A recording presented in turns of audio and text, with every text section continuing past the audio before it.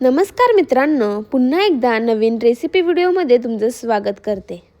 प्रत्येक सणाला केली जाणारी आजची डिश आहे ती म्हणजे पुरणाची पोळी। चला तर मग कशी करायची ती पाहूयात। सर्वात प्रथम मी एका भांड्यामध्ये पाणी गरम करण्यासाठी ठेवलेलं आहे। त्यानंतरून डाळ टाकून शिजवायची। ती डाळ एक तास तर आरामशीर लागतो पातेल्यामध्ये। त्यानंतरून शिजल्यानंतर बारीक करून घ्यायची। त्यामध्ये गूळ टाकायचा।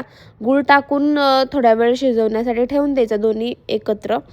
त्यानंतर मी कणिक मळण्यासाठी गव्हाचं पीठ घेतलेलं आहे। त्यामध्ये मीठ टाकलेलं आहे। मीठ पुरणाच्या पोळीच्या पिठामध्ये टाकायचं, कारण पीठ जर चांगलं मळलं तर पुरणाची पोळी फुटत नाही, याची काळजी घ्यायची। त्यानंतर मी पिठाचा गोळा घेऊन त्यामध्ये पुरण भरत आहे। गव्हाच्या पिठापासून बनवलेली पुरणपोळी शरीरात ऊब निर्माण करते। हरभरा डाळ प्रोटीनने भरलेली असल्यामुळे शरीरात ताकद देते। फायबरमुळे पचन सुधारते। चला तर मग आता आपण पोळी लाटून घेऊयात।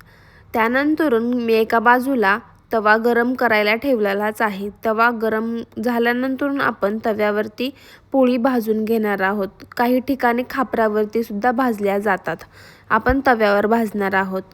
गरम गरम पुरणाची पोळी तयार आहे। पुरणाची पोळी तुपासोबत, दुधासोबत किंवा आमटीसोबत खाऊ शकता। आजची ही हेल्दी आणि चविष्ट रेसिपी तुम्हाला आवडली असेल तर व्हिडिओ लाईक करा। पुन्हा भेटूयात अशाच नवीन व्हिडिओमध्ये। तोपर्यंत धन्यवाद।